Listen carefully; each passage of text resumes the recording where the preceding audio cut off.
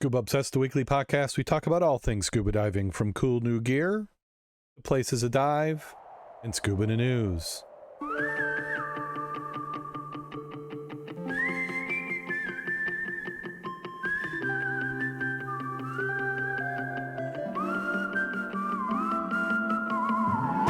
Scuba Obsessed episode 507 is recorded live September 2nd, 2021.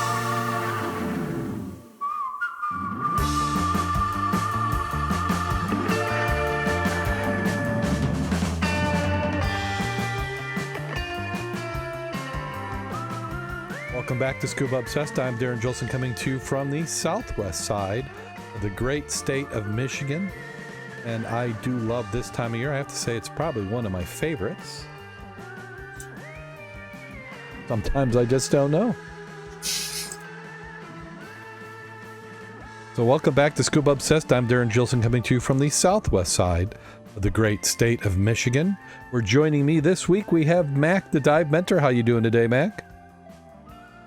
I'm doing very well. Glad to be here. It's gone. That's why my tradition is July 1st, you tell everybody summer's over, because it's true and it's going to happen. That's what it feels like. I have... I'm still not used to seeing kids go to school before Labor Day. What I'm hoping is that maybe next year it brings summer earlier. Is that possible? So I'd like to thank everybody who's in the chat room tonight. We have Aaron and Dave and Eric all joining us, so much appreciated. And I see we have a few other people showing up in the stream. So we have recently experimented going to YouTube. We did it at the beginning of the year, and we almost act like we know what we're doing, which means we're certainly destined to fail. It's been a much rougher road than I would have expected as we got started on this. But, I guess that's just how things happen. If everything was if it was easy, everybody'd be doing it. Yeah. So, again, thank you everybody who's been downloading or watching online. We certainly appreciate your support. We're getting to that time of the year, and usually we do this at the end of the episode, but sometimes you got to bring it forward. If you're enjoying the show and wish to help out, and you're in a position where you can, we'd certainly appreciate it. Go to www.scubaobsessed.com. Click on any of the episodes in the right column. There'll be a link to Patreon. Or you can go on Patreon and search for Scuba Obsessed. Or probably like Patreon.com/Scuba Obsessed, but I guess I should look at that before I say so. In any amount. So it's kind of a value for value thing. If you're enjoying the program, whatever value it brings to you, then go ahead and put that in, and that keeps us on the air. In the falls, when we renew all our agreements with our hosting providers, and it's quite a big chunk of money all at one time, and it'd be nice to kind of get that out of the way. So your support, and I'd like to thank everybody who has been supporting. We have quite a number of supporters, and one thing I do owe everybody is trying to get these episodes edited early. I had to jump ahead, and we recorded Jim Schultz's was on a couple weeks ago, so I rushed to get that done. But even that was a challenge. We learned some things. So hopefully, if you haven't watched that episode, go back. It was one that, because I was in all the technical mess trying to get it to work, it was kind of tough, and I didn't get to enjoy it. And even editing it, I didn't get to enjoy it. But I've gone back and watched it, and it actually didn't turn out too bad.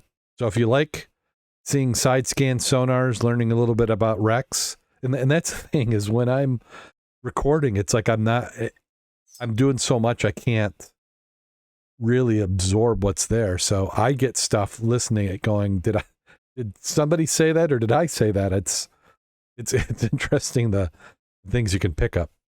It was quite unique for him finding that anchor. Mm-hmm. It's one of those items when you got a bump on the bottom. Yep. It's always worth checking out. So let's go ahead and jump right on into the news before we do a New Year's special. And the first one we have up is our old favorite standby. It seems like we've been doing this one for 2-3 years now. 2 anyway. Yeah, because we had this one, and you remember the Costa Concordia? That was another one where we did it seemed like for years. Yeah. So what we're referring to is this, what's remaining, one of the final sections of the Golden Ray. This is a file photo they got there from April 26. The salvage crews have begun cutting apart the final two sections remaining of the cargo ship that overturned on the coast of Georgia almost 2 years ago. See? It's been 2 years. The demolition of South Korean freighter Golden Ray has been underway since November, when workers started using a link anchor chain powered by a towering crane to saw the ship into 8 giant chunks. Multi-agency command said the final cut to separate the last two sections began last Monday. Previous cuts have taken a little more than a week to several weeks to complete. Demolition efforts were slow early in August when oil gushed from the wreck fouling nearby beaches on the St. Simons. So I think we're getting to the end of this, I do believe. That's a nice photo, even though it's an older one. You kind of see all the cars all crammed there and have fallen. It shows a lot of stuff that's not there, meaning that's a remaining section. So just about to the end. The end is near. Before we know it, it will be over. And then, and I apologize, some of these seem to be just a little delayed to me because I did the notes a couple weeks ago and we're getting to them today. But Dutch Springs, which is a scuba diving area in Pennsylvania, faces murky future as warehouse project looms. So it says for the past 4 decades, 50-acre lake in Lehigh Valley has been a pillar and lifeblood for the region's scuba diving community. They're saying it may soon be fenced off, a casualty of Pennsylvania's warehouse boom and a proliferation of industrial parks that have increasingly shaped the state's economic and physical landscape. Located 2 hours north of Philadelphia along the border of Lower Nazareth and Bethlehem townships, the Northampton County Dutch Springs emerges as remains of the national Portland cement quarry at Broadhead. The former limestone mine and cement plant flourished for decades until the operation folded in the mid-1970s, prompting the creation of a unique diving campground, aqua park, and adventure course in a portion of the property. It's our Caribbean, if you will, said Dave Barnes, owner of Scubadelphia, a dive center and gear shop in the Frankfort neighborhood, whose scuba certification instructors among the busiest in the Delaware Valley.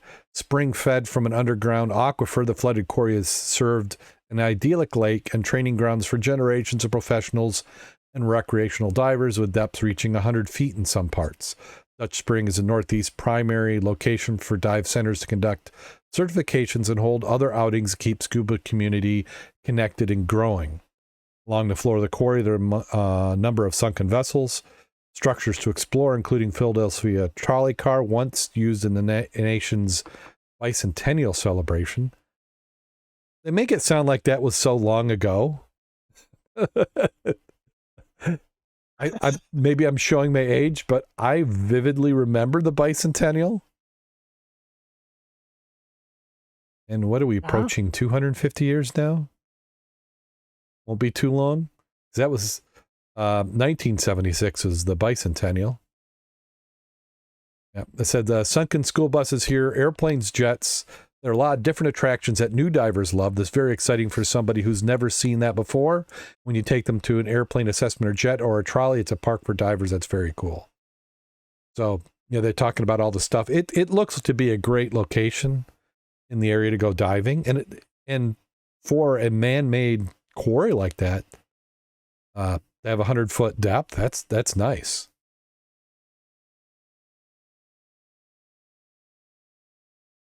What it doesn't really show is they may have a layout of how they're going to have their warehouses.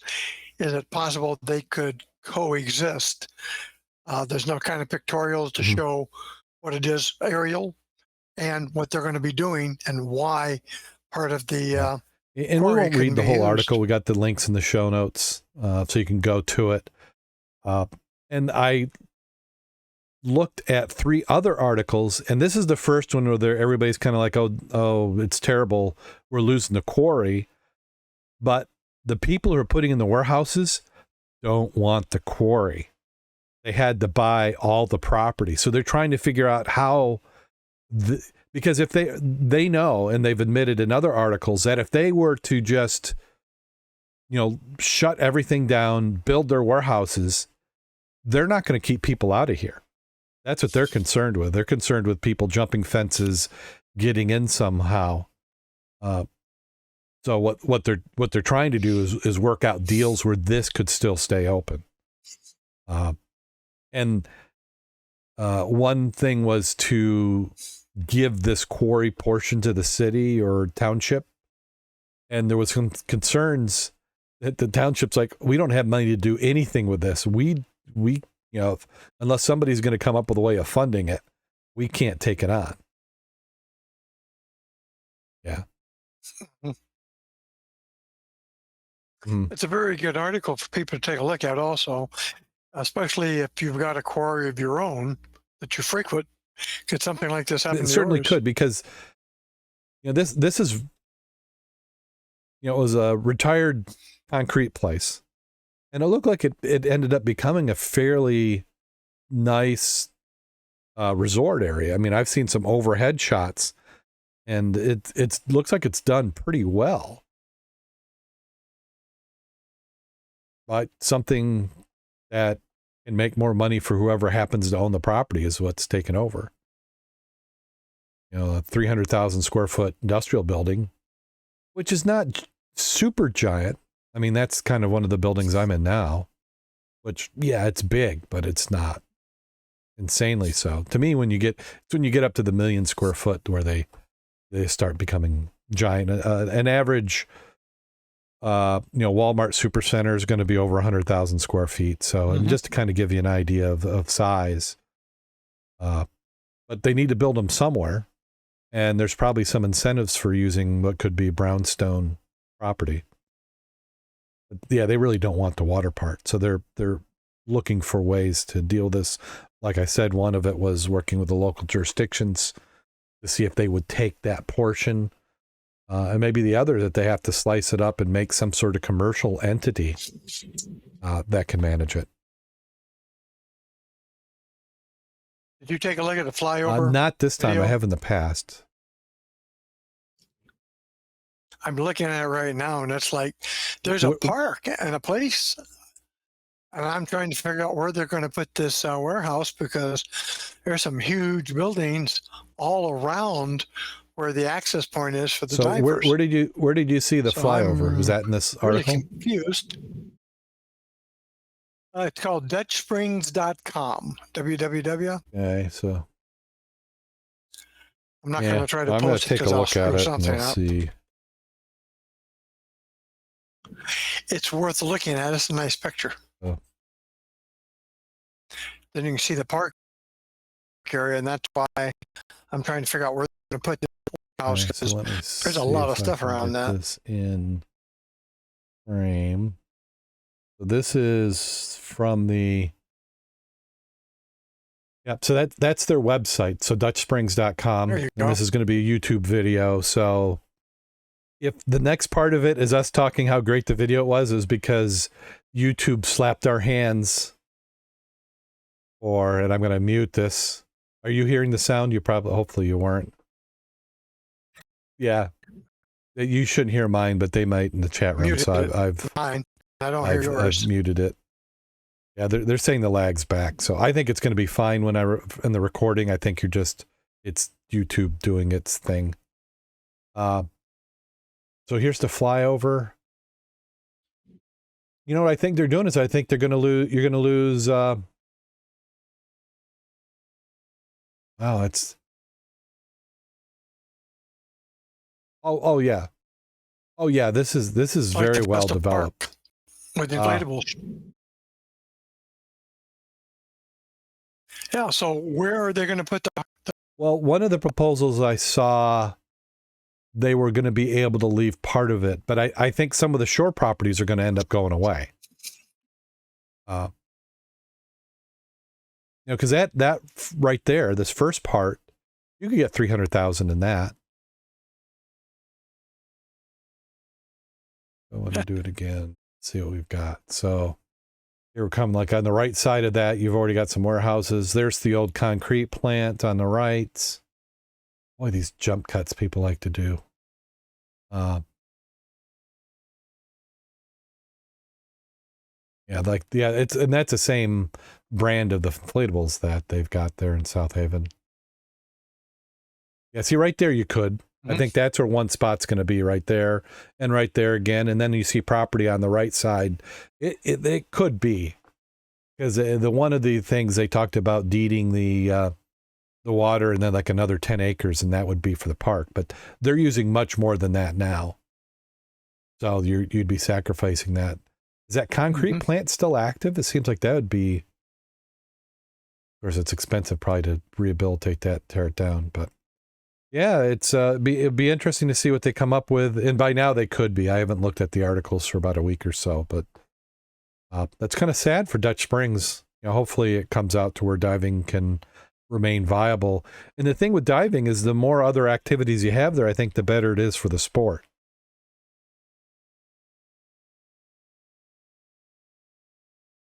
Well, it does not look like diving is the only activity. It looks like there's fishermen, a park. So plenty of other things that can happen there.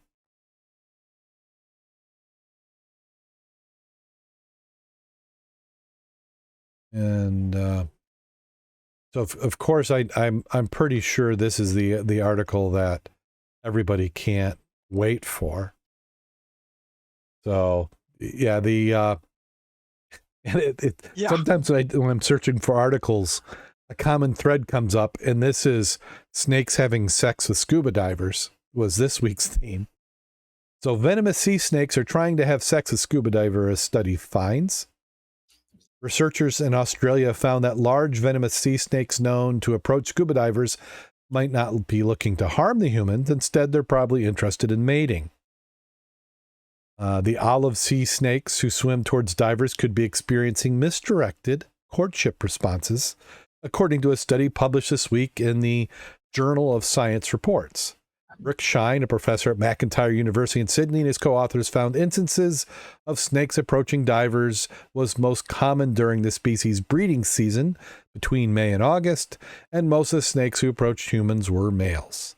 Some of the male animals in the study also made repeated approaches, spent more time with the diver, exhibited behavior such as coiling around a limb, also seen in courtships. Shine explained to USA Today that male snakes often made their move after losing contact with female snakes or competing with another male. So the diver's a consolation prize. A very fundamental question. Why are snakes doing something like that? At first sight, it seems really stupid. They can't eat a person if the person's a threat. Why are they attacking them? And of course, they're not attacking at all. They're just looking for a little bit of romance. Shine added that the snakes who approach divers are trying to learn more about their targets, and interaction is the real story about the mistaken identity. It's sort of a bit silly that a male can mistake a human being for a female snake, but the reality is snakes are a little bit like dogs. They rely on scent rather than vision.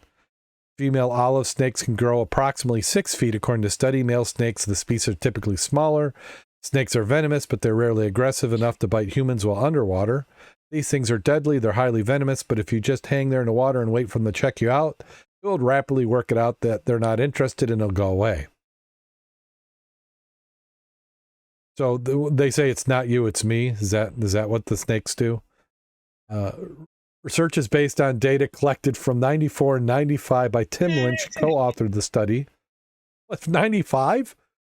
That's like a 25-year-old study. Kate Sanders, an evolutionary science at the University of Adelaide and co-chair of the International Union of Conservation of Nature Sea Snake Specialist Group, who was not involved in research, said, "I've always expected that the motivation of this behavior is sex. I don't know how you would say it other than that snakes got their own beer goggles on. Their hormones are skewing their behavior." Okay.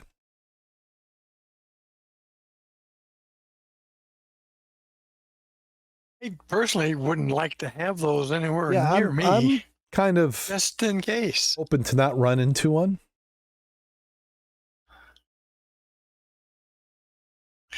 I'd just be curious if it's fangs or teeth, and how deadly if they did bite you. Let's go What kind of into the recourse do great you big book have? of everything here on the internet and see if we can find anything out about our friendly olive sea snakes.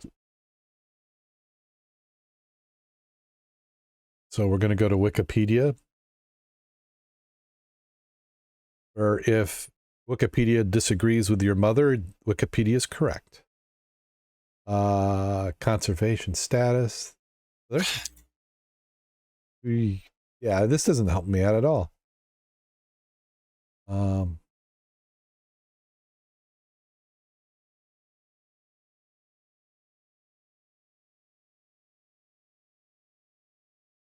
See, also snake bite. They look like ribbon they snakes. said the females could be 6 feet. I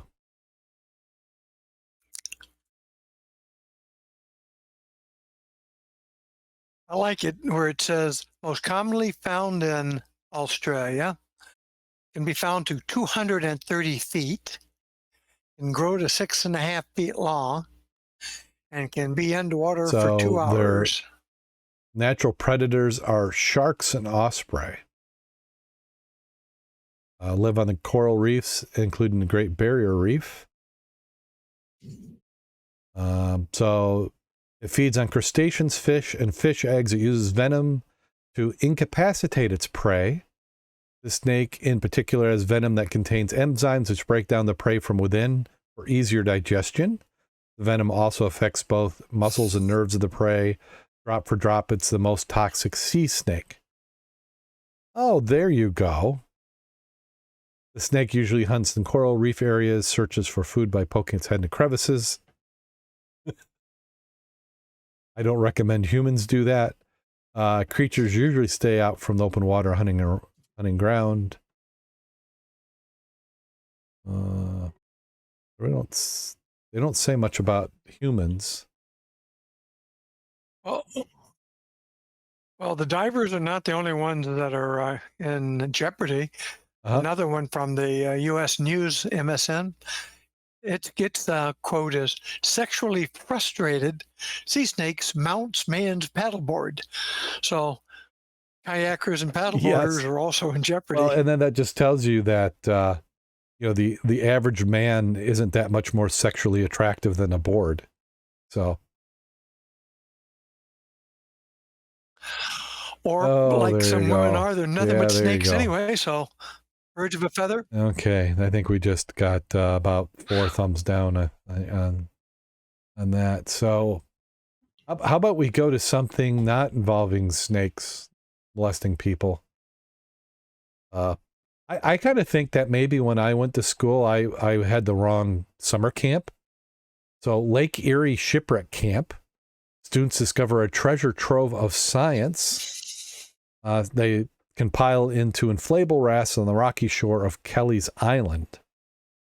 24 teens achieved the ultimate goal of summer shipwreck camp, finding either 2 cargo ships that sank a few hundred yards offshore around 1900.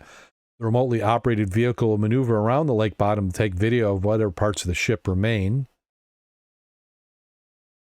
For 2 intense weeks in July, the camp through Case Western Reserve University immerses students aged 12 to 16 in the world of shipwrecks to help them explore.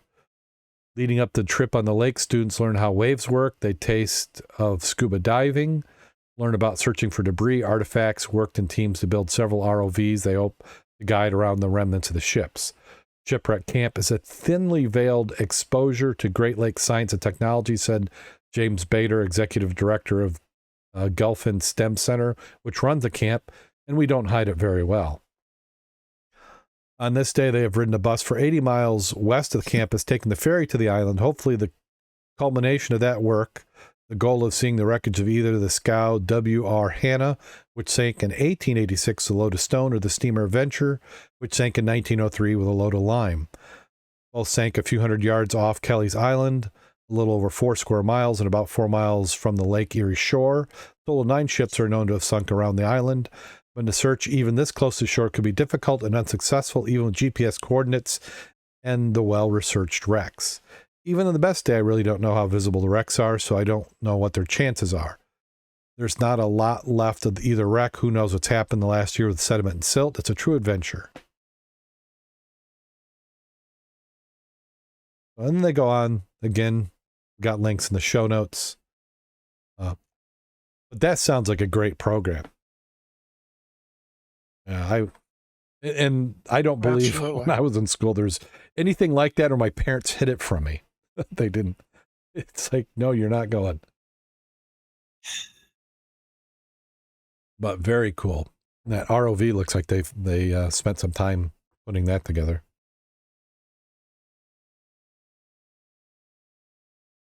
A search launched for historic ship that vanished off Florida after a 1942 U-boat strike. The sinking of the SS Norlindo has all the elements of a good mystery, including World War II intrigue, prowling German U-boats, and a handful of crewmen who were never seen again. It has been 79 years since Germany's U-507 torpedoed the unarmed steamship, and its whereabouts remain a puzzle. That could change in the next 2 weeks, however. The expedition is backed by NOAA Ocean Exploration, will focus on 36 square nautical miles off dry Tortugas, a group of islands about 60 miles west of the Florida Keys. And they said that's where Norlindo was last seen, standing vertically in the waters that sank with men still aboard.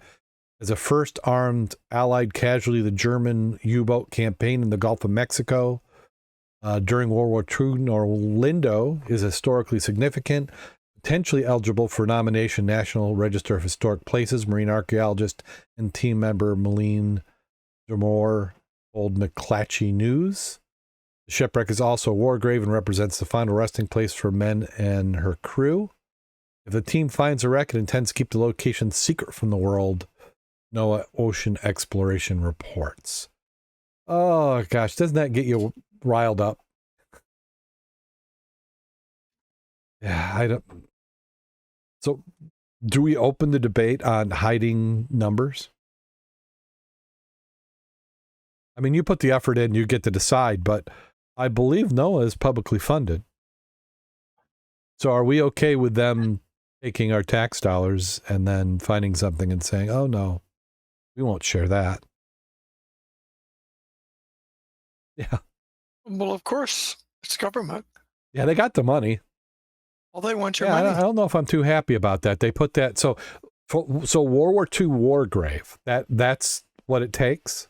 What? How deep was it? Mm-hmm. I said, I'm going to guess it's going to be fairly shallow. They don't give us depth.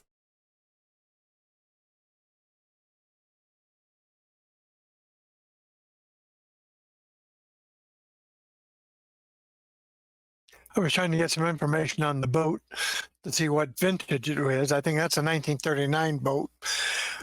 Back in the day, when I was diving commercially, I went to a conference down there in New Orleans, and one of the topics, closed door type, certain people invited, is some group had found a German submarine, but it was a newer vintage, meaning the late 40s, meaning 44, 45. And the interest was it the type that had mercury as ballast? Okay. Yeah. Because they were looking at it from one aspect of, one, what was it covering or carrying? Why was it there? And what is salvageable? Was it the mercury alone? And or was that the kind of cargo that was going to Argentina? I was never able to be part of that conversation, but it was very interesting to listen to them. Well, very cool. That's why I was curious how deep it was. Yeah, they're going to hide that from us. Well, that does it for Scuba in the News this week. A little bit of a shorter list. We're going to try and keep them a little bit shorter, I think, going forward. It gives us some time to work on some other projects. Let's see. So let's go ahead and talk about some diving real quick. It's been a few weeks. We had Jim on the show for the last recorded episode. Like to thank Jim for coming on. That was nice. I enjoyed seeing his video and Karen's video of the dives they've got in. It just shows you some of the things you can do. And then that new discovery of the anchor. What did you think of that?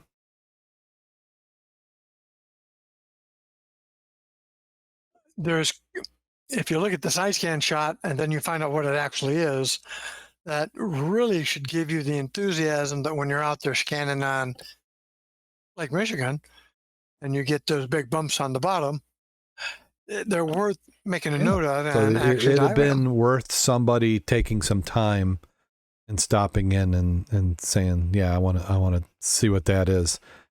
And there's times when we got the side scan, the ones that kind of are aggravating is you see it on the scanner and you go, oh, there's something. And then you turn around and go back and you can't ever find it again. Yep. Well, at the last dive meeting, Kevin Hales put together a little presentation on techniques of side scanning, different types of items that are available, from Humminbird to Garmin to heavy duty professional. And probably the key item is the frequencies and thermoclines, and how it can radiate and redirect your pattern that you are actually missing lots of the bottom that you thought you were covering. So going to those kind of classes that tell you what to do, how to do it, and areas, the items they learned the hard way. It's worthwhile doing that. Going to those good to classes learn. And let other people to make the mistakes, and then you can stand on their shoulders and do some good things. Used to watch a program on TV, and they would take somebody who was a complete novice in a subject, and then they would pair them up with somebody who was an expert in the field, and they had a week, and then they would put that person in front of a team of judges to see if they could fool them into believing, because they would take them and then, so for example, say it was world-class chef. So you had somebody who had never cooked, and then you wanted them to be a world-class chef. So you did the training real intense for a week, and then you had two other people who were just like chefs. And then this judges would have to pick out which one was the one who'd only been doing it a week. And they did it on like horseback riding, like equestrian and things. And what was interesting was, with somebody who's an expert in their field, how quickly somebody can get up to I'm not even going to say a average proficiency, but above average proficiency. There's something that quality of the instruction and of the level the person who's training you is it's hard to beat. So, yeah, let's learn from who we can. So have we heard of anybody getting any diving in? I know we had a little bit of a rain spell there, which kind of filled the rivers up with a little bit of brown. I think I've got on seven or 8 dives since let's hear it. We talked. What'd you find? Well, actually, I purchased at a very nice price from. Yeah, she mentioned it. Her metal detector, and I spent some time over at Forest Beach, and then I went ahead to Outlet Bay, and I've got 6 or 7 rings, one diamond, one with an emerald, and satanic, one satanic ring. Wow, got to be a guy's that would fit on my freaking thumb. So the guy's hands must be huge. So what's the address of Mack's jewelry store?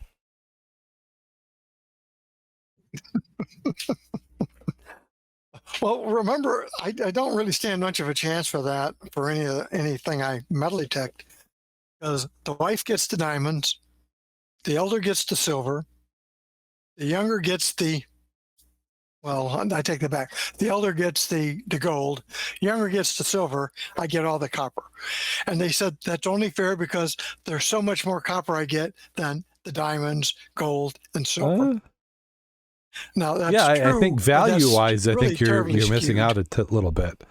I doubt you get enough copper to overcome the Yeah, that. So, never, never. And I mean, I, even if I yeah. got the rusty metal, I'm still not getting anywhere. But I come home and it's like, there's the See, hand. it's, Let all of me a see sudden what you you're got. interesting when you're bringing home jewelry. Well, good. Yeah, when you're Well, walking that's home, great you're because interested. there's nothing like finding stuff like that. How well's it been? Has it been pretty obvious when you're running a detector over an item that you? I don't discriminate. I dig up everything, metal, pull tabs, because you do pull up a lot of other interesting items, parts of weapons, anchors, old parts of motors. I mean, you're out there and you suddenly pull up a whole piston rod assembly. It's like, what is that doing out there? The nice part though is, and if you're out there metal detecting, and you say, I'm going to go on a piling or a pier where people swim. Look at the old pictures and look where all these people were at swimming. They didn't have docks and piers. So what I've been doing is I go from knee deep to maximum 5 feet deep. Wow, I'm getting over 2 hours. 2 hours in That's pretty something good. on a That's an tank of 80 air. then. And almost every single ring I found the last That's 5 minutes of the 5 minutes. Yeah. dive. Huh. Odd. Yep. I think last week was probably the nicest I have seen the Niles River in months and months and months. I won't say unlimited visibility. I'll say 10, 14 feet. No suitor. Didn't need a suit. And no current. So you said That's high why we have noon a high noon in dive this Niles Saturday. Saturday. Yep. Down at Riverview Park. We had been talking Mhm. about doing a drift dive from up at Yep. Merrimont, or not Merrimont, but up by the dam all the way through. You need about a 200 cubic foot tank because I'm always stopping to find something. Like the last time I stopped at Yes. the Riverview Park, switched tanks with you, and got Yeah. 100, I think, from you, so I could finish the dive. So much for don't stop and look for stuff, just drift and look at the good stuff. Oh, and I did do some video, turned out pretty Good. good, but I didn't post anything yet. So hopefully it'll I be that haven't way taken this a look at the weekend. weather to see what it's calling for. And then, Yeah. as long as it's not lightning, it's got Yeah, to I be don't mind good. if it rains. I just Besides, you're going to I get just wet don't want the anyway. rain 3 inches 2 hours beforehand. And then it's going to be a little. Yeah. I'm imagining Viz would be poor. And I think, Oh, yeah, I do believe somebody saw a lamprey last week, which is good to know because I had talked to the DNR / Coast Guard, and they had already treated that area, and they wanted to be informed if we were finding any kind of invasive species. so did somebody And if we contact did them then find and any let them know? lampreys. Well, it's one of those, yeah, I had a sighting, but that's why I took the camera. I was really trying to get a picture or get a picture of a salmon or something with the marks on them. But it's good. always good to make the reports because I like to know that. Well, and it's nice the more value we can be to other people who have interest in the water, the better chance we have of working with them. Yeah. Well, I had done some work with them a couple of weeks ago, getting the Kraken mussel and zebra mussel samples, She was doing a presentation up in South Haven. They needed some fresh. She doesn't like to use frozen stuff. She likes to use the real current items.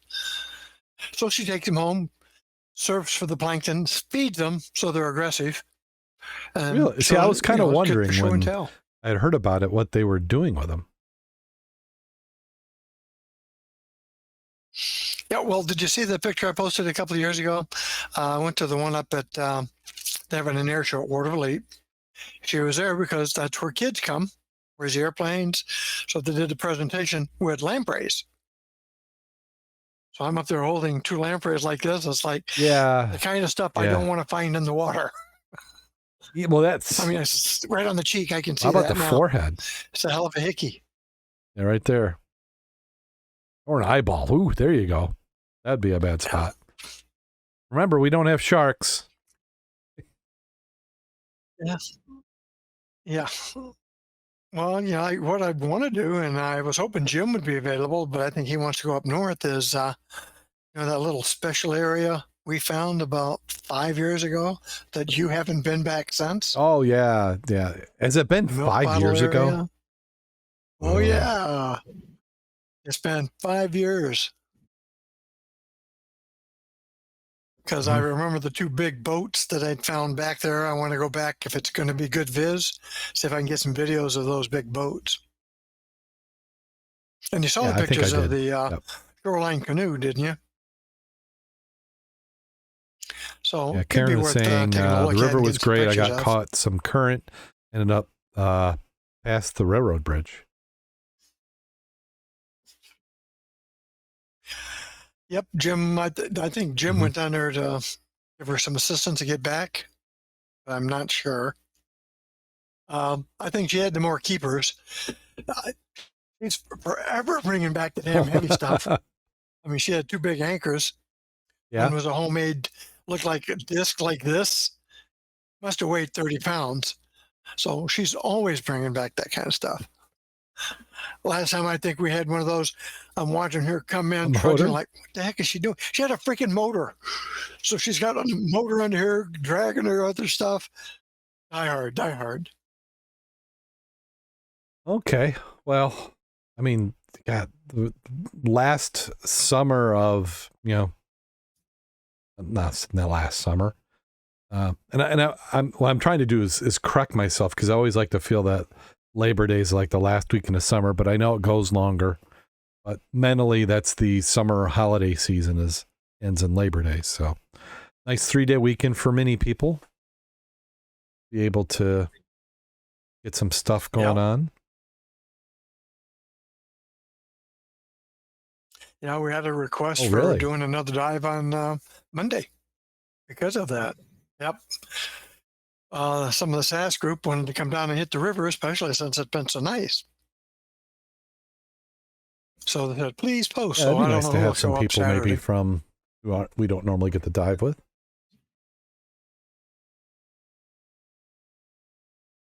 Well, they did Lake 16, the Thursday dive, or the Tuesday dive. And this coming Tuesday, I believe it's going to be the piers. Tentatively, it's Tuscarnia Pier, the North Pier. And on the wave action, it can switch over to the South Pier. Well, do you have a dive safety story for us this week? Well, I got a pop quiz first. I'll just go over that, and then you tell me. Okay. An overweight diver in poor physical condition returns to diving after a hiatus of several years. Pulls out his old gear off the shelf in the garage, hops on a dive boat, and attempts to dive on a current-swept reef at 80 feet. Anxious and struggling for much of the dive, he burns through his air supply at an alarming rate. Upon surfacing, his tank is nearly empty. The startled diver, he made a rapid, hardly controlled ascent to the surface and suffered a fatal air embolism. The question is, so what caused that accident?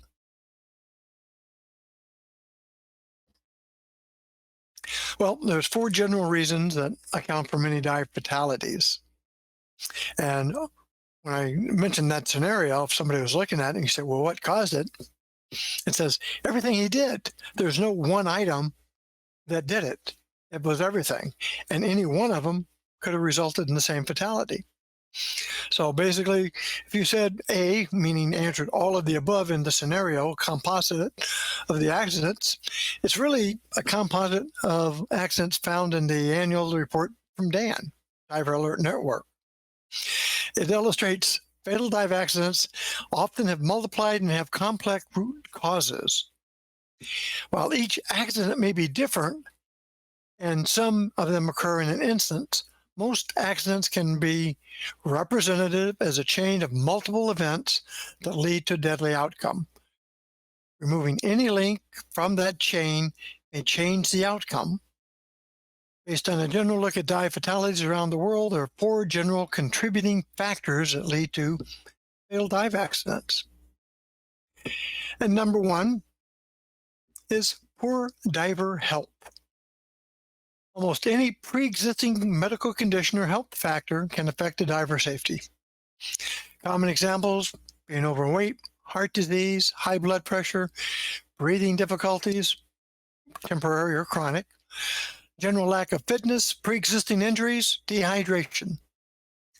Biggest contributing factor involves divers with a body mass index in the overweight or the morbidly obese overweight category. Today, diving is open to people with a host of medical conditions that a decade ago would have prohibited them from participating in the sport. However, if you have one of these conditions, it's important that you have your health regularly monitored, that you can monitor and maintain your medical situation properly, your health. Treated and controlled high blood pressure does not create the risk factors as uncontrolled high blood pressure. Temporary health conditions like colds, severe allergies can also be problematic. Whether permanent or temporary health conditions can impede your ability to be alert, to recognize and respond to environmental conditions. An otherwise safety dive can go to heck in a handbasket really quick. Even after you recover from your illness, chronic conditions can really be back in the background that can create issues that you didn't realize. Your cough may be gone, but may take time for your chest congestion to clear. Rushing into the water before you're physically able to breathe deep can leave you starved for air, which can lead to panic. Procedural errors. Procedural errors common to accidents include buoyancy, control problem, rapid ascent, compression, general skill limitations, equalization issues, and number 1, most critically, failing to properly monitor air supply, resulting in low or on air or out of air situations. And we preach over and over and over, if you got air, you got time. If when in doubt, you abort the dive. You carry that bailout air. You got air, you've got time to control something going on. The out of buoyancy control, totally different issue, because that means you had too much air, and usually in your BC or your dry suit. The other aspect of lack of diving experience or skills in compensating for an unplanned event, such as, well, my regulator just quit breathing. I did have overinflation, suit, or BC. Those are the items you got to practice, and most people do not. Environmental issues, that's the other aspect. The weather, dive conditions. Open water environments can change rapidly, especially if they're unprepared, out of practice, physically incapable of adapting to the changes. Big number item, current. That'll kick your butt, even in the river. If you're not used to it and you suddenly get into the fast current and you're already tired, low on air, it can lead to panic and rapid ascent, caught in the current. You don't do proper buoyancy control. Those are the items that can kill you. Equipment problems, actually, they're the least items that happen. They account for fewer fatalities than any of the other reasons. Generally because they're predictable, and you usually have a clue that something's going on. Like your regulator is leaking before you go in. Your BC hose is leaking before you go in. Darren. I've never. Yeah, you. And again, that happened to me this year. I had a rupture of the PC hose. You couldn't see it, you didn't feel it till you're in the water, tried to put air in it, it didn't work. That's why we always practice, does it work before you go in? So the key item is don't be a statistics, and they say 7 tips for avoiding accidents. Dive within the limits of your training. If you've never taken a wreck or a cave or a cavern class, you shouldn't be going into a wreck, a cavern, or a cave. Not to mention the experience, but if you don't have the equipment, you're setting yourself up. Make sure you have the right gear. Make sure, that's exposure for one. If you're in real cold water, you really need to be prepared and have a dry suit and have the proper training for the dry suit. So your life support equipment should be properly maintained and serviced and inspected before the dive. And like we always say, check it before you get into the deeper water. For a shore dive, it's a lot easier to do that. Once you fall off that boat, if you didn't check it before you went in, you're out of luck. Practice your safety skills. Practice that buddy breathing. Either, handing them your spare octopus or one-on-one buddy breathing. Do it on your downline, but plan it, practice it. Get rescue certified so you're aware of somebody else's issue. You might be able to see them getting into a situation and can stop it before it progresses to something life-threatening. Common one, stay in shape. If you got any kind of medical illness, if you've had COVID, you really might want to check out a real good lung x-ray before you go diving again. And again, stay within your personal safety envelope. When in doubt, don't. And again, as at the club, we always say, anybody can call a dive at any time for any reason. You're going to say a word about it. Mm-hmm. None of this peer pressure. And that's the word for the night. Don't let somebody goat you into doing something you're not comfortable with. And on the flip side, you're the experienced diver. Don't get that other guy in trouble because you can handle it. He might not be able to. So those are good. That's my now, were they in any night. particular order?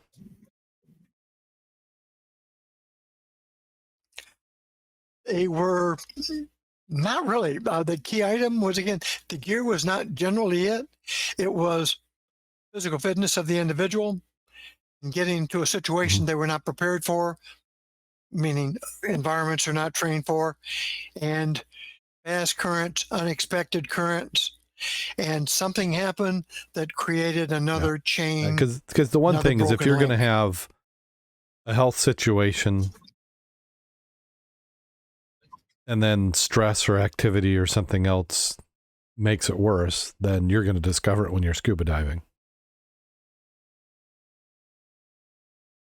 Well, like the one I think we covered a couple of weeks ago. They had a nice dive. They came up. They're on the surface. The boat's gone. 1.5 mile swim. They're tired. Wave action is up. It's a real pain in the butt.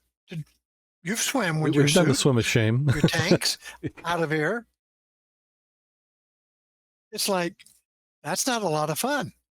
If you've got a current going against you and you're getting up in age like myself, that's not going to be a fun time. Yeah. I'll say, send the boat back because I'm going to float. And you have to be careful because part of it is it excuse me, becomes a stressful situation. So you're physically being stressed, but then you're also mentally stressed. But health, I think, has to be probably one of the number one causes. And this is not looking at numbers. This is just from years of listening, and is I'm going to guess that your health condition. If we hear of somebody diving, that's kind of one of the first things you think about. Did they have a heart attack? Did they have a stroke? Did they have some other underlying condition? And then it starts becoming, diving outside your experience. Were they doing a cave dive? Were they doing a penetration? Were they doing a deep dive that they didn't have the proper training for or prepared for? Kind of comes into play there. So good. Another good one.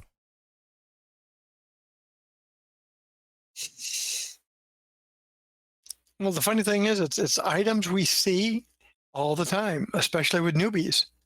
And sometimes somebody who are not quite so new, but they're trying a new, or they're trying to increase their abilities, Mhm. and they don't have a good mentor at that time. And you get two guys trying to do the same thing who don't have the experience. You're really looking for Chat room trouble. is saying Dan saw the lamprey. So that's who saw the lamprey in the dive. And then Jim is unable to go north this weekend. So said he couldn't go. Yeah. Well, me might see him this weekend then. Let's see. You got anything you want to plug before we get on out of here?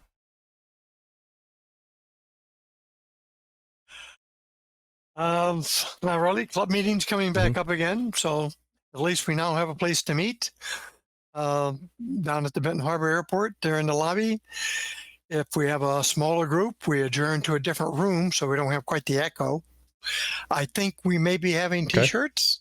Excellent. So we'll know before the next meeting for sure. Yep, I'll get a few more And in. I might draw a few people. I've gone to robotics meeting 4 nights a week. So getting crazy again. But I may be able to, if I get enough support, skip out early on dive club meeting nights. And we went to the that's Mexican that's a restaurant, good one. which is right on downtown. That should make a lot of people happy because it's got a variety of beverages. So the people who like tea can have tea, and those who want something a little stiffer can opt for that route. Yep. Yeah, we did go there. It was interesting. And it wasn't really crowded. I think everybody who went either did the social distancing, even though everybody's had the shots. We don't know where everybody is because Wolves had a big issue with that. They were closed down, and they're restricted hours now. Because I was going to say I'm laughing, City but for a I while. really shouldn't. It's been tough for many places. Even taking what they thought were proper cautions, it has bled through in some cases. And it's hard. You don't have enough people now to service it a full day. Now, they're restaurant doing half industry days or something has like had that now. problem. I mean, they're already short on staff, and then you have more than just one or two, and it really it's a cramping things, at least in the schedule. Yep. Well, I think we are to that time of the show then. And I am digging the bottom of the barrel here, but before the program, I don't know if it's going to make it into it. We were talking. I was mentioning how old I feel, so some of these jokes may be appropriate. So the first one is a reporter was interviewing a 104-year-old woman, and what do you think the best thing is about being 104? The reporter asked, and she simply replied, "No peer pressure." And that kind of went with the dive safety story too. Yeah. Yeah. Let's see here. Let's okay. I'm going to go through. So luckily I'm going to chop some of this out, but of course.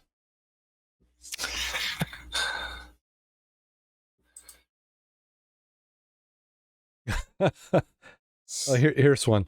An old woman asks an old man at the rest home, "Can I guess your age?" The man doesn't believe her, but he tells her to go ahead and try. She says, "Well, pull down your pants," she says. She inspects his rear in a few minutes and then says, "You're 84 years old." "That's amazing," says the man. "How did you know?" "Oh, you told me yesterday."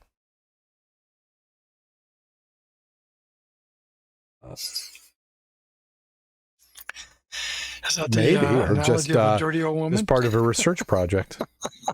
Oh,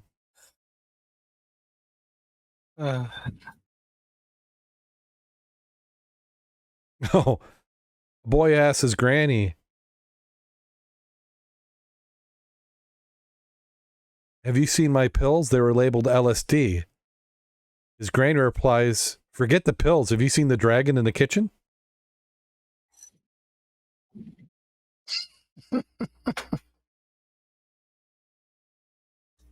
Yeah. Yeah. That's associated with brownies or something, isn't it? I used to hate weddings. The old dears would poke at me and say, "You're next." They stopped saying that when I'd said the same thing to them at funerals.